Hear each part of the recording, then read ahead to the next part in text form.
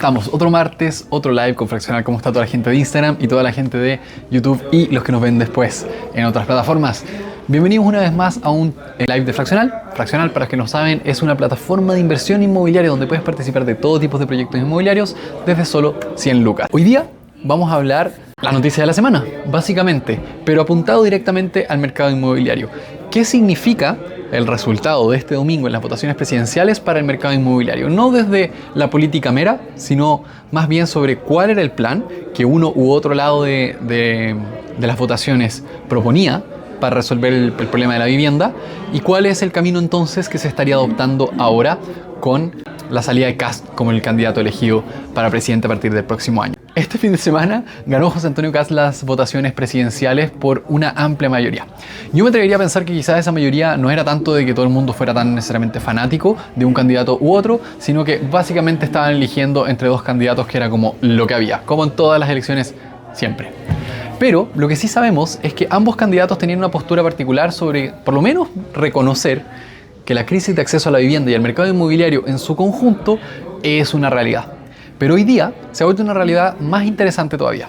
Lo que quizás no sabían es que hace poco la CMF y las asociaciones bancarias empezaron a decir que esto del bono pie, que hablamos la semana pasada, si se lo perdieron, vayan a nuestro Instagram y revisen el live sobre el bono pie, no era muy bueno para la economía en su conjunto, no es muy bueno para el riesgo sistémico del mercado inmobiliario y que la verdad es que probablemente empiecen a hacer recortes al respecto. Algo que va a tener un efecto directo en todos nosotros, personas que quizás queremos comprar un departamento para inversión, la casa propia y eso con que siempre soñamos, podría estar un pasito más lejos, ya que ahora las inmobiliarias no podrían ofrecer el bono pie. Entonces, ¿cómo ven en términos filosóficos cada uno de los sectores que se votaron este fin de semana la crisis de acceso a la vivienda? Yo diría que si tuviera que reducirlo como a su expresión mínima de explicación, el lado de Janet Jara y la izquierda política ve la necesidad de vivienda como un problema productivo y de asignación. Si bien sectores de izquierda pueden estar de acuerdo con la redistribución de recursos, yo nunca he visto, por lo menos desde la reforma agraria, nunca he visto la redistribución de propiedades. Nunca he visto que alguien proponga, no, vamos a sacar a la gente de la casa grande y vamos a dividir la casa en casitas chicas para que la gente viva. Entonces, la casa propia es algo que de alguna forma u otra se respeta en este proceso de repartición social. Entonces, el problema no viene de repartir, viene de producir y asignar. Entonces, normalmente los gobiernos de centro hacia la izquierda tienden a proponer proyectos de construcción de vivienda social. Esa es como la bandera de lucha de la crisis de acceso a la vivienda. Lo bueno de esos proyectos es que pueden entregar muy buena vivienda por muy buenos valores. Lo malo de esos proyectos es que, como por ejemplo en el gobierno actual, cuando no se hacen de manera responsable, termina siendo el Estado el que cae en deuda con el sector privado y finalmente no le paga aquello que construyó. Yo tuve la experiencia personal de conocer de muy de cerca a una persona que tenía una constructora que desarrollaba vivienda social durante el primer gobierno de Bachelet. Y esa persona quebró porque el Estado, no sé si alguna vez le pagó, pero se demoró tanto en pagarle que le hizo quebrar la empresa. Entonces, ¿cómo va a lograrse que el privado apoye al Estado a construir? Porque el Estado no tiene maquinitas retroexcavadoras ni maestros, tiene que pagarle a alguien para que lo haga con recursos del Estado. Si es que esos privados que toman la determinación de hacer ese negocio, que para ellos tiene que ser un negocio, no hay cómo discutirlo, si no, no lo van a hacer, ¿cómo esas personas van a tomar esa decisión para producir vivienda para todos nosotros si es que después no se les va a pagar? Hoy día el Ministerio de Vivienda, y creo que corresponde el MOP o el Serviu, no estoy seguro cuál es, está con un grave problema de deudas de miles de millones de pesos con distintas constructoras y desarrolladores de vivienda social porque se hicieron más proyectos de lo que en un principio se podían financiar. Entonces, el lado de allá era eso, cómo vamos a producir vivienda desde el Estado y cómo vamos a hacer que las personas puedan obtener una vivienda por medio de estos procesos. Ahora, lo que tiende a pasar en ese camino es que sí se genera vivienda para los más vulnerables, pero esta vivienda suele no ser una vivienda de mercado, suele no ayudar a alivianar la presión de mercado, porque aquellos que están optando a estas viviendas sociales normalmente no eran sujetos de créditos en un principio, entonces no formaban parte del pool de personas que estaba empujando con su demanda el precio de la vivienda al alza. Entonces, si bien sí se resuelve la accesibilidad de vivienda para personas con alta necesidad, es difícil que la vivienda social entregada directamente desde el Estado pueda resolver el problema de acceso a la vivienda que tiene la clase media en adelante, ¿cierto? Quienes toman un crédito para comprar. El siguiente paso entonces son los subsidios. Los sectores del centro hacia la izquierda, además de producir vivienda social, tienden a producir subsidios. Es decir, si las viviendas están caras, vamos a ayudar a la gente pasándole plata para que compren la vivienda. Este subsidio puede venir en la forma del subsidio a la tasa de interés, como ha sido durante este gobierno, o pueden ser subsidios directos comunes y silvestres, DS19, todos los DS de todos los números que se les puedan ocurrir, son básicamente eso, pasarle plata a las personas para que puedan pagar la vivienda al otro lado. ¿Cuál es el problema de estos approach? Y todos los approaches van a tener problemas, no se crean que después cuando pase a la derecha va a ser distinto. Todos estas posibles soluciones tienen también externalidades negativas.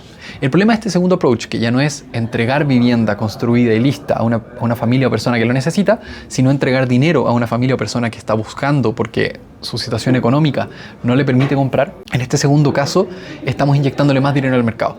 Y el mercado tiene esta capacidad maravillosa y terrible de absorber todos los recursos disponibles. Si es que uno le da más capacidad de pago a la masa que compra, el que vende, sea quien sea, no estamos hablando de gallos malos con cuernos, cualquier persona razonable que vende una propiedad y se da cuenta que los compradores tienen más dinero disponible, eventualmente va a lograr capturar ese mayor dinero por medio de las fuerzas de oferta y demanda. Entonces, nos puede gustar o no, pero cuando uno le mete plata al mercado inmobiliario por medio de subsidios, lo que se termina logrando es que sube el valor de las propiedades. Y por eso, 2 años después, 3 años después, 5 años después, hay que hacer otro subsidio encima del anterior, porque volvió a subir el valor de la vivienda, porque volvió a encontrar un punto de equilibrio de precio por sobre el precio original.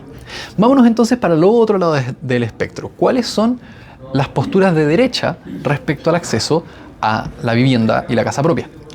Primero está por el lado del banco, permitir que el banco te pueda prestar plata, ¿cierto? ¿Cuál es la gracia de eso? Es que genera más disponibilidad y rotación de capitales en el mercado, pero no necesariamente genera más carga fiscal. En vez del Estado pasándote, no sé, 5 millones, 10 millones, 100 millones, lo que sea, para que puedas pagar tú la vivienda, le está dando permiso al banco para que te pase más dinero del que te habría pasado de otra manera. Desde el Banco Central y otras autoridades financieras se limita al banco en cuánto pueden prestar, porque el banco mientras más preste, más gana. Entonces el banco siempre va a querer prestarte lo más posible, a menos que alguien o algo le ponga límites. Y esos límites nacen de que la plata en los bancos tiene seguros que nacen desde el Estado. Entonces si es que el banco llega a perder toda la plata, el Estado se tiene que hacer cargo. Y por lo tanto el Estado tiene permiso de decirle al banco, no, hasta aquí nomás, no puedes dar más crédito que digamos el 80%, por ejemplo, no puedes cobrar tasas mayores a tal, en algunos casos, etcétera, etcétera. Pero eso no necesariamente es lo que se está proponiendo desde el lado de José Antonio Kast. Yo diría que la principal propuesta, y que me parece a mí lo más interesante, y que dicho sea de paso, en este caso me parece una propuesta acertada, es la desregulación. Es una palabra que suena feísima, porque uno dice, no, hay que regular este mercado que está achatado y que se están yendo los precios.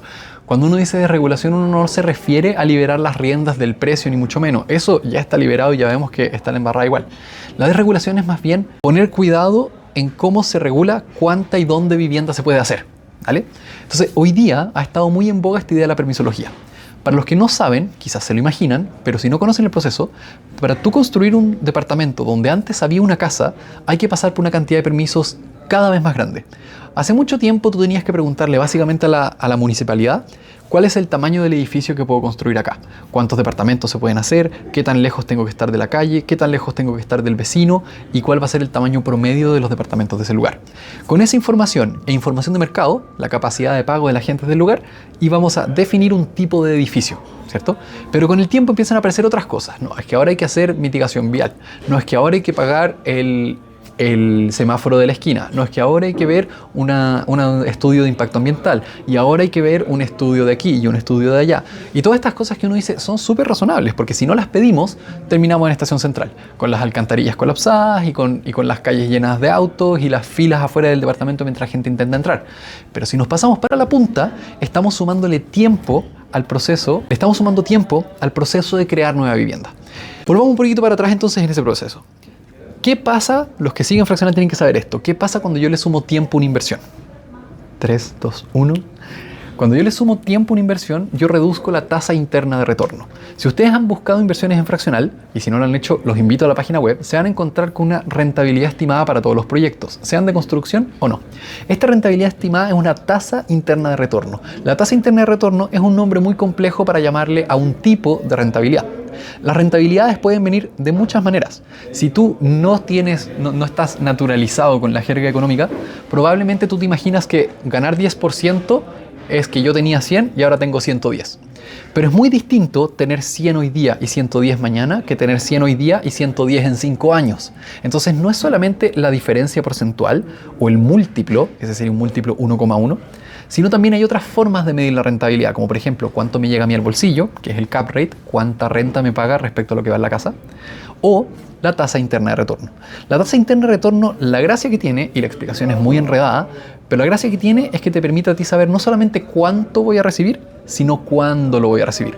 Por lo tanto, un proyecto que te proporciona el mismo 10% de rentabilidad en un año o en 5 años va a tener una tasa interna de retorno anual distinta. Las tasas internas de retorno siempre son anuales. Si el proyecto dura 6 meses, la TIR igual es anual. Y lo que hace la TIR es que si es que tú recibes cada mes un poquito de plata o recibes la misma plata pero toda al final, la rentabilidad va a ser distinta, ¿vale? Entonces, como el tiempo es un factor importante en esta tasa interna de retorno, el tiempo que tú te demoras en hacer en un edificio también va a afectar esa TIR.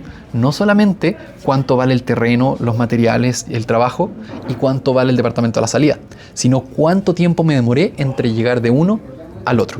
Entonces, ok, esto afecta la rentabilidad, pero ¿por qué no podrían ser menos rentables? Que ganen menos plata los desarrolladores inmobiliarios. ¿Cuál es el problema? El problema es que hay competencia. En el mundo, en el país, en todas partes, el dinero fluye hacia donde mejor se lo trata. Esa es una forma interesante de decirlo. Si hay dudas, por favor, coméntenlas acá. Si algo no les queda claro, si me equivoco en el camino, no duden en avisarme. La Fer lo está leyendo. Me están diciendo una muy buena explicación, así que está... Bacán. Entonces, la plata... Los proyectos compiten por la plata. Es una buena forma de decirlo. Nosotros lo vemos en Fraccional. Cuando hay distintos proyectos publicados, distintos usuarios invierten en distintas cosas. Hay quienes prefieren algo que tenga como una garantía de pago. Hay otros que prefieren que la plata les llegue mes a mes, variable o no. Hay otros que no quieren nada mes a mes, quieren apostar solamente por la construcción de algo nuevo. Esa plata tiene distintos objetivos. Y en el mundo macro, cuando estamos hablando de grandes fondos, fortunas internacionales, lo que tú quieras, que financia el desarrollo de las ciudades, también compiten. Y cuando yo soy el manejador de un gran fondo internacional que tiene que decidir poner la plata en Chile o en Argentina o en Brasil o donde sea, yo no solamente me voy a preguntar cosas de país, sino también cosas de los proyectos que están debajo. Una vez que entro al proyecto, quizás la plata ya está en Chile, pero puedo meterla en la bolsa, puedo dejarla en depósitos a plazo, puedo armar fondos de deuda para prestarle plata a la gente para comprarse ropa en el Cyber Day. Puedo hacer muchas cosas con mi plata. La pregunta es, para mí como fondo y la distribución de riesgo que quiero construir, ¿cuál es la que me hace más sentido en su relación retorno-riesgo? La inversión inmobiliaria suele ser poco riesgosa en comparación a otras cosas, siempre y cuando los proyectos estén bien hechos. Pero si es que la tasa interna de retorno, es decir, la rentabilidad comparada con el tiempo que se va a demorar, se hace muy mala, quizás la plata no va a llegar a ese proyecto. Entonces, finalmente, el que invierte en desarrollos inmobiliarios en términos grandes, macro, va a decir, mira, yo habría construido este edificio y habría puesto mi plata por 5 años, disponerla para esto, si es que me hubieras pagado una TIR del 20%. Pero si tú me ofreces una TIR del 12%, que es más o menos lo que está llegando a equilibrio hoy día a los desarrollos inmobiliarios, lamentablemente, sabes que no te voy a disponibilizar mi plata para eso. Prefiero ocupar mi plata para otra cosa. Prefiero poner mi plata en el IPSA, que se va a mandar un 30%. Prefiero poner mi plata en el SIP en Estados Unidos, que se mandó no sé cuánto por ciento. Prefiero ponerla en oro, que creo que se mandó como un por 7 en los últimos 2 años. Entonces, es muy difícil que el desarrollo inmobiliario compita en términos de retorno versus tiempo, si es que le ponemos trabas al desarrollo de propiedades. Entonces, cuando decimos la palabra desregulación, una vez más, no es desregulemos el precio, es quitemos algunas regulaciones de manera estratégica para que sean o más rápidas o más livianas de cumplir, de manera que el desarrollador no tenga que sumar tanto tiempo. La otra vez salió un estudio, lamentablemente no me acuerdo 100% de las cifras, pero si tuviera que hacer memoria, algo así como entre el 6 y el 12, sé que el rango es amplio, por ciento del valor de un departamento era atribuible a la permisología, al tiempo extra que se perdió tramitando cosas en la municipalidad, tramitando cosas con los servicios nacionales de medio ambiente, de cualquier autoridad de agua, de construcción, de seguridad, de lo que a ustedes se les ocurra. Y con esto no quiero decir que tenemos que hacer los edificios a las tontas y a las locas, pero tenemos que asegurar que cuando un desarrollador de cualquier tipo presenta un proyecto, ese proyecto sea observado rápidamente o, si cumple, aprobado rápidamente. Suenan todas las cajitas sonoras. Que sea observado rápido para que se pueda corregir o aprobado rápido para que pueda avanzar. No se trata de no pedirle nada al desarrollador, se trata de que si se lo pedimos, le cumplimos rápido. Esa velocidad va a hacer que un retorno X del 20% ocurra más rápido. Y eso va a hacer que el inversionista, el macro que tiene que decidir si construir más propiedades o no con su dinero, tome la decisión de construir propiedades. Se van a construir más propiedades, se van a construir más rápido, va a haber más capital disponible para construirlas, va a haber más oferta. Y con más oferta se va a equilibrar hacia abajo, teóricamente, el valor de compra. Entonces, la apuesta del gobierno de Kast principalmente es esa, es hagamos que construir sea más fácil y más rápido, porque eso va a traer más vivienda al mercado, lo que en teoría debería traer más, menor precio. Nadie dice que esto vaya a bajar, nadie dice que mañana porque aparezcan 5.000 viviendas va a bajar el precio de las propiedades, pero quizás puede hacer que no sigan subiendo tan rápido. Hay que considerar en todo caso que si es que otras cosas pasan en la economía que no tienen nada que ver con las políticas de vivienda, también pueden afectar esto. Un caso interesante, por ejemplo, es que en periodos de bonanza económica, si por a veces motivo Chile empieza a andar mejor, empieza a crecer más, es posible que haya un poquito más de inflación. Cuando las economías se mueven más rápido, también generan más inflación, porque el dinero pasa de manos de manera más rápida, y eso genera inflación. En fin, puedo tener esa discusión en otro caso. El punto es que si es que llegamos a tener años de buen crecimiento económico, también es posible que tengamos años de que no sigan bajando las tasas de interés, y eso podría hacer que fuera un poquito más difícil acceder a la vivienda, pero al mismo tiempo, si es que las cosas van bien en la economía y si es que no viene inflación por otros motivos que tienen que ver con el gasto público, podríamos también ver que el Banco Central dijera, ¿sabes qué? Vamos a dejar que las tasas sigan bajando, haciendo más accesible la vivienda. Donde hay una cosa que nace del programa habitacional de Kast y que yo creo que no ayuda en nada, es la baja de las contribuciones. En general, la postura del gobierno que salió reelecto va a ser reduzcamos el tamaño del Estado y la cantidad del total de pesos que está en la economía, que la proporción de ellos que está dentro del Estado sea la menor posible, porque están partiendo de la base que el Estado los va a administrar de manera menos eficiente de lo que lo haría el mercado. Esa es como la base filosófica de este gobierno y los gobiernos de ese estilo. Entonces, una de las cosas que están proponiendo es reducir las contribuciones, que los dueños de propiedades no tengan que pagar tan altas contribuciones. Pero acá creo que hay un análisis que yo no he visto hecho en otra parte. Si uno hace que las contribuciones sean más bajas, por un lado sí, se va a reducir el costo para las personas que tienen propiedades, por un lado sí, puede ser más justo para las personas que compraron una propiedad hace chorro mil años y hoy día están jubilados en esa propiedad, ya no tienen los ingresos que quizás alguna vez tuvieron y no tienen la capacidad de pagar las contribuciones de una casa que se ha apreciado increíblemente, pero al bajarle las contribuciones a las propiedades, que es la propuesta de Kast, las propiedades se vuelven mejor negocio. Y cuando se vuelven mejor negocio, se hacen más tentadoras para quien tiene plata para invertir. Entonces, si se bajan efectivamente las contribuciones, pueden pasar un montón de cosas, pero una de las que yo creo va a pasar es que va a hacer mejor la rentabilidad de las propiedades como negocio, lo que puede hacer que aparezca un poco más de demanda que hoy día se estaba yendo de los negocios porque quizás pensaban que las contribuciones eran muy altas. Ese yo creo que es como el marco general. Entonces, desde el centro a la izquierda, que el Estado le entregue vivienda o plata a las personas, vía vivienda social o plata para comprar, y desde el lado de la derecha, que el mercado tenga las facilidades para hacer la mayor cantidad posible de viviendas, pero que al momento de tener viviendas esa plata no se la lleve el Estado, sino que quede disponible en la economía. Yo diría que esa es como la gran diferencia. Aquí no estamos hablando de conservadurismo, ni de si es que están de acuerdo con religiones o inclinaciones sexuales, lo que se te ocurra.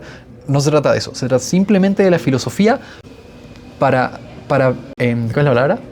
Address, como para dirigirse al problema de la vivienda en los dos lados de la política. Y a mí me parece, si me preguntaran, que la baja en regulaciones y permisología, sobre todo no pedir menos cosas, pero hacer más eficiente la obtención de los permisos, clave, demasiado necesario. Una de las mejores cosas que se puede hacer respecto al mercado inmobiliario chileno, donde tenemos el proceso de permisología más lento de Latinoamérica, siendo uno de los países más eficientes en términos de sistemas públicos y de computarización del sistema de servicio de impuesto interno. Todas esas cosas, otros países tienen que hacer su impuesto a mano.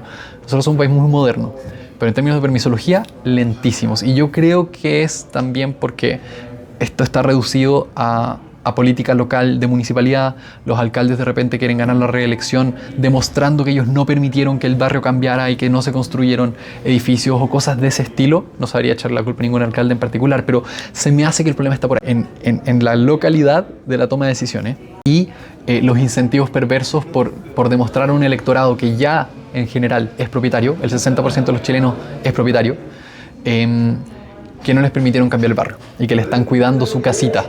Pero eso no nos deja a nosotros, todos los que vinimos después, comprar una casa propia. Cuéntenme qué opinan, qué duda les quedó abierta, qué les gustaría saber o que revisara, particularmente respecto al approach que tienen, deben haber escuchado eso, respecto al approach que han tenido estos candidatos y que tiene el presidente electo respecto a la vivienda. Ya, comenzamos con Julio, que nos está preguntando si hay algún libro que nos recomiendes o algún podcast para entender qué es fraccional. Uy, libros sobre fraccional no hay, quizás deberíamos escribir uno. Nosotros tenemos un canal de YouTube donde podrías ver un montón de videos nuestros sobre un montón de cosas en que aparezco yo hablando de todas estas tonteras solo. Te recomiendo para aprender sobre fraccional ir al canal de YouTube. Libros, a ver, que me han sido útiles. ¿Saben una cosa que yo creo que aplica mucho a la vivienda, pero que puede ser un poquito distinto?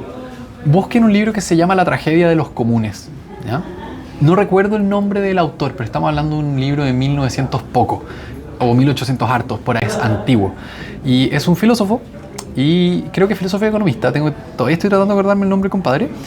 Analiza lo que pasa cuando algo es de todos pero nadie es dueño. Y creo que en la vivienda eso se repite un montón. ¿Qué pasa con las áreas comunes de las propiedades? ¿Qué pasa con los espacios alrededor, entre medio de las propiedades? Cuando yo soy dueño de esto, tú eres dueño de esto, pero esto de al medio es como un pasaje que nadie sabe quién es dueño.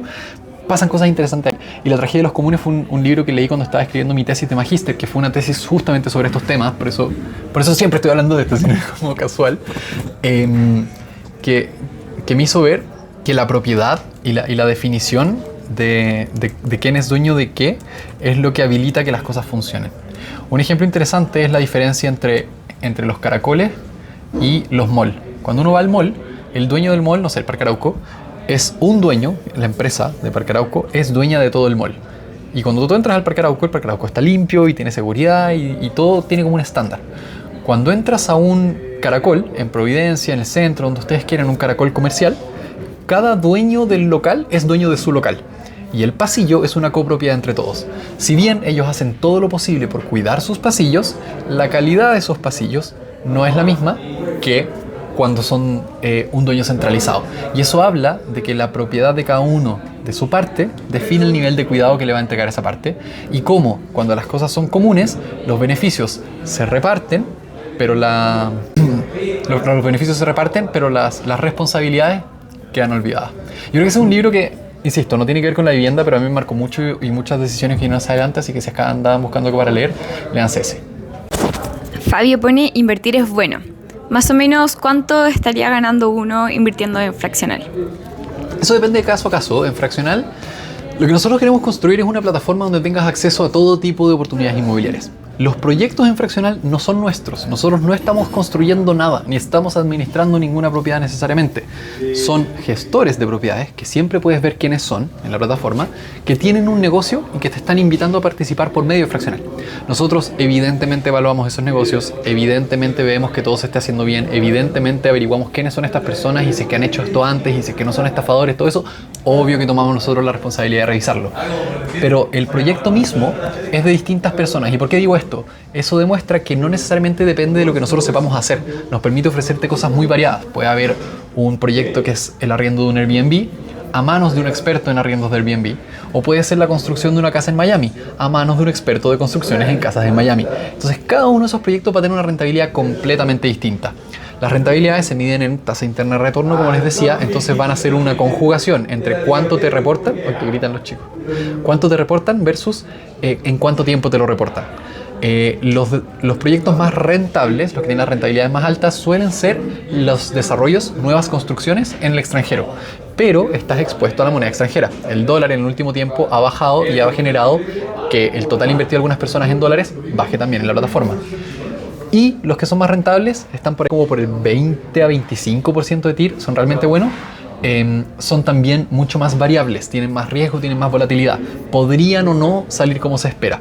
Y las estimaciones consideran un caso base que puede ser optimista, puede haber optimismo y pesimismo en ese rango, pero es disponible a cambio, de acuerdo a cómo sean las cosas.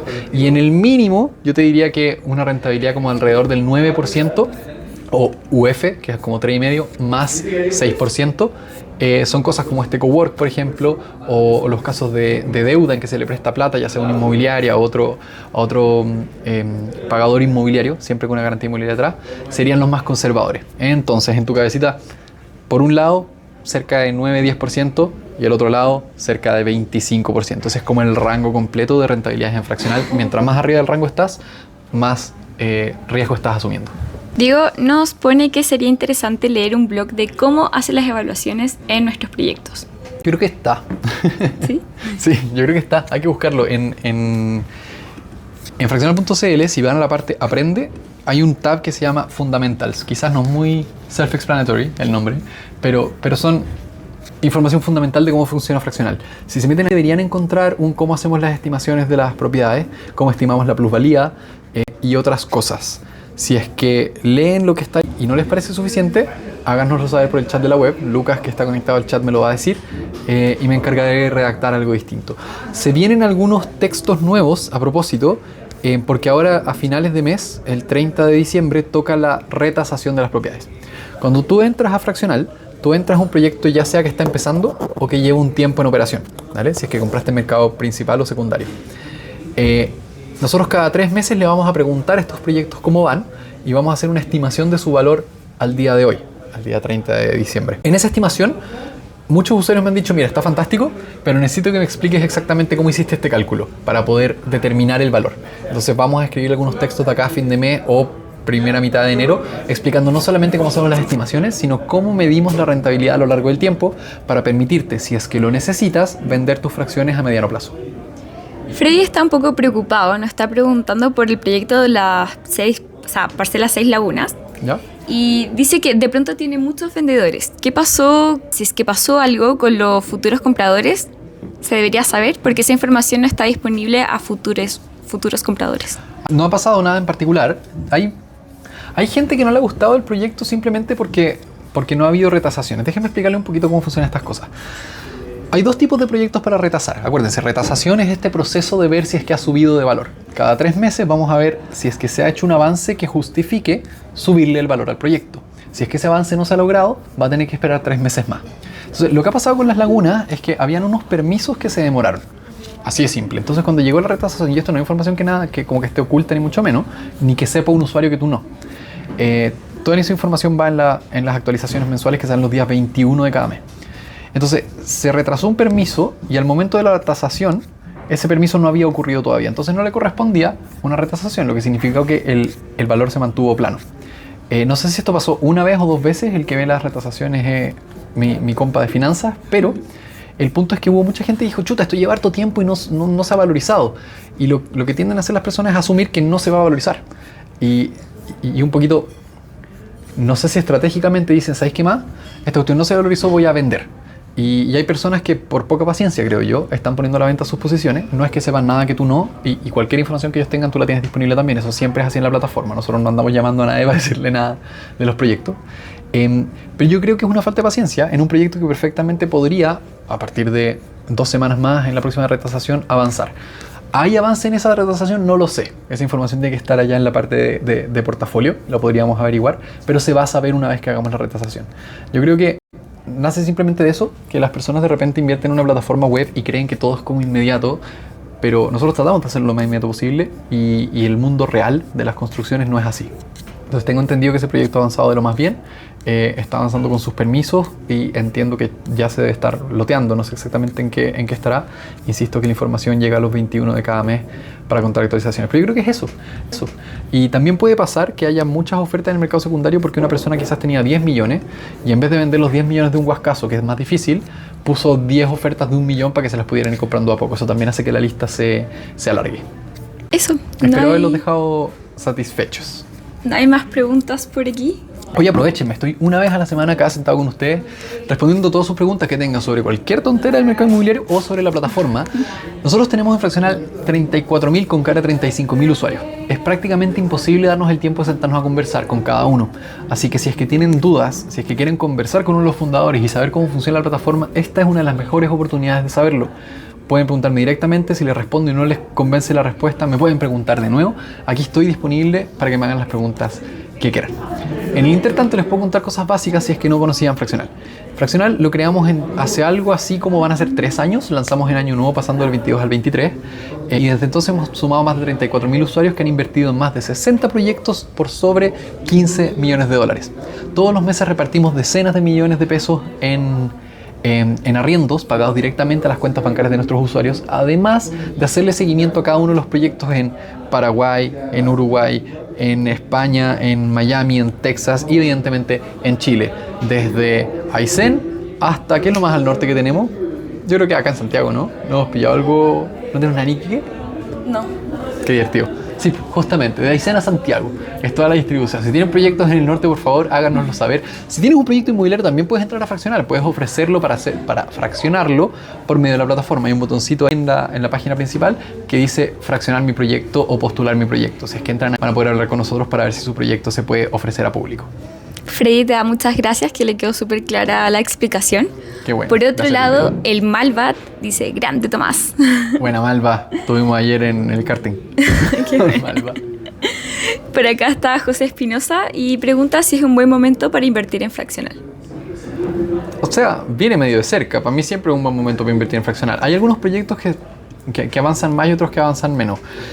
¿Cuál es mi opinión? Ayer hablaba hablaba con un usuario que me preguntaba por un flipping. Los proyectos de flipping son proyectos en que se compra una casa o un departamento, se remodela y se vende. Esos proyectos en términos inmobiliarios son cortos, son proyectos como de alrededor de un año. Entre que uno compra la casa y la remodela pasan unos 6 meses y si todo sale bien, otros 6 meses para vender. ¿A veces se demora más? Sí, a veces se demora más. ¿Es variable? Sí, es variable. Pero las rentabilidades son buenas, así que incluso si varía, es una buena oportunidad. La pregunta de este usuario era específicamente, oye, ¿me conviene entrar al mercado secundario? Porque veo que este flipping lleva harto tiempo, pero no se ha apreciado mucho. La respuesta a esa pregunta es, bueno, lo mismo. Pasaron eventos de revalorización, pero no ocurrieron entre medio de las retasaciones trimestrales. Entonces, ¿podrían o no entrar en la tasación siguiente? ¿Es una oportunidad entrar o no es una oportunidad entrar? Lo que se ha valorizado, ¿deja abierta la puerta o no deja abierta la puerta? ¿Queda oportunidad en el mercado secundario o no? Mi respuesta fue, ¿sabéis qué? En los flipping, sí, obviamente puede haber una oportunidad. Y estamos armando un simulador que te permita a ti efectivamente ver cuánto le queda por ganar, porque hasta ahora estábamos mostrando la información congelada desde el inicio, ¿cierto? Pero son tan cortos los flipping que cuando uno hace tasaciones trimestrales, cada tasación tiende a saltarse cosas. Es difícil que midiendo cada 3 meses un proyecto que solamente dura 4 trimestres pueda ser muy preciso en la aplicación de valor. Entonces, en general, muy al principio de un flipping puede ser una muy buena oportunidad para entrar. Muy hacia el final del flipping probablemente no sea muy buena oportunidad de entrar, porque ya gran parte del valor está construido y posiblemente entres, pagues un 2% de comisión para entrar y después la cuestión genere un 4 o 5% de rentabilidad. La verdad es que vale poco la pena. A pesar de que podría ser en poco tiempo, quizás no vale la pena. Hay que verlo caso a caso, hay que ver cuándo empezó cada flipping y esa información está disponible, pero ese es el tipo de juicio que tienes que hacer. Es proyecto a proyecto. Siempre hay un proyecto que está en un buen momento en Fraccional. Algunos en mercado primario y otros en secundario. Pero no es como que hoy día es el día clave para entrar en Fraccional, a menos que hagamos una promoción de comisiones como hicimos en el Cyber. Así que si te perdiste el Cyber, hay que prestarse un año. Claudia nos pone que no se puede ver como antes cuánto ganarías si compras en el mercado secundario. Toda la razón, Claudia. El comentario de Claudia tiene que ver con que antes el mercado secundario y el primario, que son las campañas iniciales, funcionaban igual, tenían los mismos botones. Entonces tú simulabas con este botón y tú decías, quiero poner 1 millón de pesos. Y esto te decía, ese 1 millón de pesos te va a entregar, no sé, 100 lucas. Eso estaba hecho en base a los números iniciales. Lo que nos pasó es que después del mercado secundario quizás ya pasaron 6 meses, quizás ya pasó un año. Entonces ya no te va a generar 100 lucas, lo que te queda por generar son 50. Pero nosotros no teníamos todavía una manera de mantener actualizado cuánto le queda en la plataforma. ¿cierto? Era muy difícil que todo calzara para que el simulador, justo en el momento que tú entraste, justo el monto que tú pusiste, te pudiera calcular cuánto le queda por ganar, porque significaba hacer una nueva tasación, una nueva estimación, considerando el precio de entrada. Entonces, lo que estaba pasando con el simulador es que te estaba diciendo un número que estaba atrasado, te estaba diciendo el número que hubiera sido si hubieras entrado cuando esto empezó. Y eso no está bien, nos parecía que era confuso, entonces lo eliminamos. De paso, nos llegó la primera propuesta de la CMF para hacer pequeñas modificaciones en la plataforma para estar aún más acorde a la ley FinTech, que es la que nos va a regular. O sea, ya nos regula, pero apenas nos entreguen nuestra licencia definitiva, vamos a poder decir que estamos regulados. En esa petición de la CMF nos dijeron, mira, me gustaría que el mercado secundario fuera persona a persona. Que el usuario en el mercado secundario no le estuviera comprando como al botón de Fraccional y Fraccional comprándole detrás a Pepito, sino que Pepito y Juanito se compren entre ellos. Entonces eso hizo un cambio y apareció esta lista que estaba preocupado. ¿Cómo se llama el que preguntó antes sobre el mercado secundario? Era Claudia. No, pero el chico que me preguntó sobre la lista de muchos vendedores. Bueno, la lista de vendedores es justamente las personas que están haciendo su venta. Eso nos lo pidió la CMF. En eso nos dimos cuenta de lo siguiente. Si Pedrito puso a la venta hoy día y Juanito pone a la venta después del 30 de diciembre, los precios de Pedrito y Juanito van a ser distintos. Entonces, no solamente tenemos que poder simular cuándo entraste tú, sino que cuándo entraste tú, cuánto tiempo le queda respecto al precio de Juanito y al precio de Pedrito, según cuál estás comprando. Entonces es tan complejo que estamos desarrollando ese nuevo simulador. Y hasta que no esté listo sería irresponsable poner otra cosa. Ese es el motivo. Ahora todo eso suena, hoy las excusas del gallo del startup que está buscando. Sí, toma tiempo, es difícil y lo que corresponde es que ustedes lo tengan visible, pero queremos hacerlo bien. Y lo sacaremos lo antes posible. Mi estimación es dentro de enero. Yo creo que eso va a estar arriba en la plataforma. En el intertanto, tú sí puedes hacer una estimación respecto a cuánto decía ese proyecto que iba a rentar y cuánto ha rentado hasta ahora. Se lo deberías poder restar. ¿Qué quiero decir? Si un proyecto decía que iba a tener una rentabilidad del 12% y lleva 6, bueno, en teoría le queda 6. Eso es como el cálculo rápido que uno puede hacer hoy día. Y cuando tengamos listo el simulador nuevo, evidentemente que les vamos a mandar un correo. Así que si es que no tienen creada su cuenta o no tienen su correo en Fraccional o por algún motivo estamos en spam, sáquenos de para que se puedan enterar de cualquier cosa sobre la plataforma. Pati pone, mis respetos a los desarrolladores por programar estas actualizaciones. Pati, muchas gracias. Full que se lo merecen. Full que se lo merecen. Se esfuerzan un montón. Gisela por aquí pregunta ¿en cuánto tiempo creen que se recupere el mercado inmobiliario? Me refiero a más compradores y mejora los precios de las propiedades. Técnicamente se está recuperando ya. Desde que abrieron el subsidio a la tasa, la gente ha empezado a comprar más. El problema de la tasa de interés no es tanto cuánto pago. Hay algunos compradores sensibles que como que no quieren pagar mucho interés, pero en realidad el problema de fondo es que si el interés es alto, el dividendo es alto. Y si el dividendo es alto, tu sueldo también tiene que ser alto para poder comprar, independiente que tengas los ahorros. Entonces, subsidiar la tasa permite que el Estado está poniendo lucas o espaldas en caso de que algo salga mal, de que no se pague, para que el banco te pueda prestar la plata más barata, ¿cierto? Que sacarle riesgo al banco por medio de eso.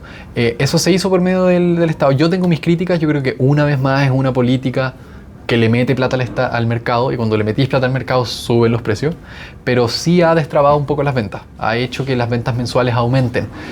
Creo que vamos por buen camino, llevamos un buen rato de crisis, esta cuestión empezó en 2022, lo sé bien porque ese año estábamos lanzando la startup previa que no funcionó por esta crisis, así que ya deberíamos estar empezando a mirar para arriba. Quizá es un buen momento para invertir hoy día versus lo que fue hace 3 años que uno se comió toda la crisis de por medio. Hernán nos pregunta, tiene una duda respecto al valor del dólar del día versus el valor del dólar tomado en la plataforma. Ajá. Por ejemplo, en el proyecto actual de Brickly, ¿es lo mismo haber invertido cuando empezó?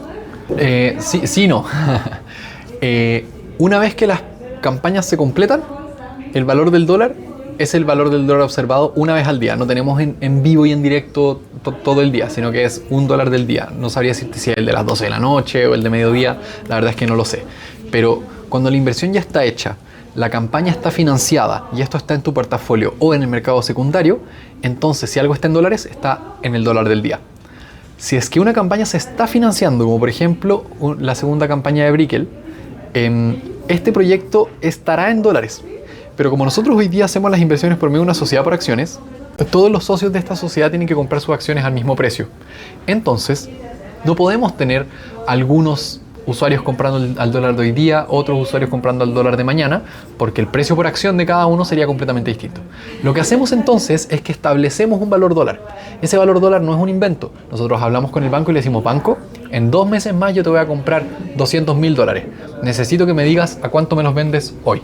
Y el banco te va a decir: perfecto, el dólar de hoy día es 900, yo te lo vendo a 920, pero en 2 meses más. Yo te garantizo ese precio en 2 meses más. Eso se llama un forward de divisas. Con eso nosotros podemos decirte a ciencia cierta, este va a ser el valor del dólar. Entonces, durante la recaudación inicial, no en el mercado secundario, siempre va a decir abajo: esta campaña tiene un dólar de, no sé, 950 pesos, que probablemente va a ser más alto que el dólar observado, porque el banco se quiere quedar con esa diferencia, dado que nos garantizó un precio de dólar futuro. Entonces, siempre que veas campañas en recaudación, y van a tener un dólar fijo y te lo van a informar, independiente de que el dólar sube o baje cada día. Pero una vez que la campaña se complete, esto se va a liberar. ¿Qué significa eso? Si es que entraste con el dólar a 950 y se completó la campaña y el dólar está a 930, se va a pegar la bajada justo en ese día. Eso va a pasar. Pero en realidad todo este proceso intermedio, siempre ese fue el dólar. Lo que tú tuviste fueron dólares. Eso sí, en general, cuando uno ve largo plazo y las inversiones inmobiliarias son a largo plazo, si es que estás mirando algo de menos de un año, no te metas a fraccional. No es el lugar para ti si es que tu horizonte es menos de un año. Pero si es que quieres ir más allá de eso, probablemente a largo plazo el dólar tienda a subir respecto al peso, porque la inflación en Estados Unidos tiende a ser más baja que la inflación en Chile. Benja nos pregunta si vamos a desarrollar una wallet. Así se puede ir transfiriendo de a poco para invertir cuando se pueda. Sí, tenemos todas las ganas. Fue un proyecto que tuvimos muy avanzado, pero durante la mitad del año se volvió tan compleja la operación para mantener actualizados a los socios de las SPAs con el Servicio de Impuestos Internos que la verdad tuvimos que frenar ese proyecto, que es un gran proyecto, requería muchas manos de developers para poder apoyar con optimizar la actualización de socios, que generó varios problemas durante la mitad del año. Fue un dramón. Si quieren, en otro día les cuento ese cuento. Bueno, eso ya está resuelto, ¿cierto? Lo de servicio, pero nos atrasó el proyecto. Entonces ahora nos estamos ordenando para poder sacar la wallet. ¿Qué vamos a hacer antes de la wallet? Que evidentemente es algo que queremos hacer. Primero, vamos a ofrecerles la posibilidad de invertir sin necesariamente ser parte de la SPA. Eso es algo que está súper cerca de ser lanzado. Estamos creando todo el material para comunicarlo, pero con muchos beneficios extra te vamos a ofrecer la alternativa de, en vez de invertir haciéndote socio de la SPA, invertir con un documento privado en que tienes un acuerdo con la sociedad, pero que te libera para varias cosas. Entre ellas, por ejemplo, tener antes la wallet. Cristóbal está muy interesado en invertir, pero aún no entiende bien cómo hacerlo. Habría que preguntarle a Cristóbal dónde es que se frena. Pero si te diera como todo el cuento completo, entras a fraccional.cl y te creas una cuenta. Eso es lo primero que tienes que hacer. Si que vas a invertir un monto grande, yo te full recomiendo que inviertas por las recaudaciones iniciales, porque el mercado secundario, cuando tú pagues en cualquier cosa, vas a tener que pagar probablemente con una transferencia bancaria. Y esa transferencia bancaria va a tener un límite de primera compra. Entonces el banco no te va a dejar transferir, no sé, más de 250 lucas. Entonces la página te va a limitar. La página te va a decir: mira, solamente puedes invertir 200 lucas. Y en el mercado secundario, si estás comprando una venta de un palo, no te va a dejar comprarla porque tienes que transferir primero 200 lucas.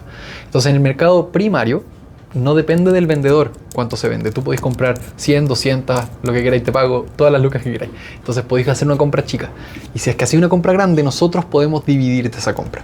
Entonces, para tu primera inversión, yo creo que lo más cómodo para ti va a ser hacerlo en las campañas iniciales, donde puedes invertir el monto que tú quieras. Y pagarás 200 lucas el primer día y el resto al siguiente día. Y nosotros nos encargamos de hacer la mecánica detrás para que eso funcione. Dicho eso, cuando ya tengas tu cuenta creada, vas a elegir el proyecto que te interesa. Hay distintos tipos. Yo lo dividiría en 3 grandes grupos. El grupo 1 son proyectos en que tú metes la plata, te olvidas por un tiempo, algo se construye y paga cuando se vende. Flipping, desarrollo inmobiliario, parcelas, promesas, son apuestas de plusvalía o de construcción, ¿ya? A eso le vamos a llamar desarrollos. Cosas que no te pagan mensualmente. Y luego en el lado de las cosas que te pagan mensualmente hay 2 tipos. Las rentas son básicamente propiedades que se arriendan y te pagan mensualmente. Y las deudas, prestarle plata a una inmobiliaria o prestarle plata a un propietario o prestarle plata a un tercero, quien como garantía, si es que no te paga, puso una propiedad de algún tipo y en base al interés que se le cobre ese gallo, te llega a ti plata mensual, trimestral o lo que corresponda. Entonces, desarrollos o construcciones, rentas o arriendos y deudas, prestar plata. Son los 3 grandes grupos. Dentro de ellos hay varias cosas.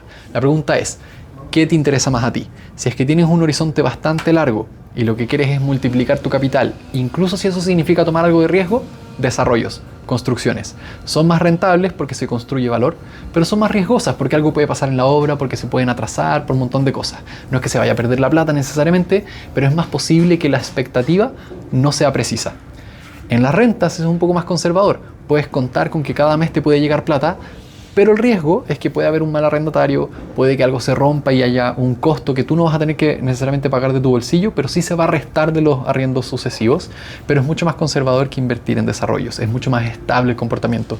Y yo te diría que la deuda es la más conservadora, porque en ese caso sí hay alguien que te tiene que pagar la plata de vuelta, pero ese alguien lo hemos revisado muy bien y ese alguien tiene probablemente una garantía muy buena. Aquello que está poniendo como garantía es probablemente mucho mayor que la plata que pidió prestada. Entonces no le conviene a él dejar de pagar, y si es que eso ocurriera, la verdad es que la venta del activo subyacente es una muy buena garantía para devolverte tu plata. Teniendo eso claro, eliges tu proyecto, haces tu inversión. Antes de hacerlo vamos a requerir algunas cosas. Vamos a tener que ver tu carnet, vamos a tener que hacerte algunas preguntas que nos pide tanto la CMF como la UAF. Unidad de análisis financiero. Unidad de análisis financiero, muchas gracias, esa es. Bueno, esas cosas son una lata, pero son normativas, hay que hacerlo, y de esa manera se evita que platas mal habidas sean lavadas por medio de la plataforma. Así que vas a pasar por ese proceso y vas a poder hacer tu primera inversión. No debería tomarte más de 15 minutos hacer el procesito. Si es que es así, siempre nos puedes hablar por el chat para que te ayudemos. Vamos con la última pregunta, que es de José. ¿Puedo invertir desde el extranjero? Desde el extranjero, sí. Como extranjero, no. Pero eso va a cambiar cuando lancemos esta nueva forma de invertir que se viene. Espero que estén tan emocionados como yo. Yo encuentro que armamos una cuestión fantástica, pero tengo que ver cómo se lo toman, así que lo vamos a lanzar en breve. Todavía no. Hoy no es el día, Tomás, contrólate. Desde el extranjero sí, te metes a la página web y operas como si estuvieras parado acá. Lo único que vas a necesitar es una cuenta bancaria, un medio de pago chileno, no solamente para pagar tus fracciones, sino también para poder recibir los pagos. Hoy día no vamos a poder pagarte a un banco gringo, por ejemplo. Tenemos que pagarte en un banco chileno cuando vendas tus fracciones o cuando te lleguen los arriendos. Sobre todo porque no tenemos wallet, ¿cierto? Pero dado eso, también te vamos a pedir un RUT chileno. Porque para poder ser socio de la sociedad por acciones tienes que tener un RUT. Eso no va a ser así en breve, pero por ahora, si es que participas del SPA, tienes que tener un RUT. Y en ese sentido, con el RUT y la cuenta chilena y mayor de edad, son los 3 requisitos para invertir. Nadie te pide que estés en Chile. De hecho, tenemos un tipo de usuario particular que justamente invierte con nosotros porque quiere participar de propiedades en Chile, pero no puede hacerlo porque como no está acá, no le dan crédito, le es difícil demostrar ingresos porque está contratado en el extranjero, es todo un problema para ellos. Entonces Fraccional se les hace muy fácil. Así que eso, estamos, la Fer me dio permiso, muchas gracias por conectarse y nos estamos viendo la próxima semana. Chao, chao.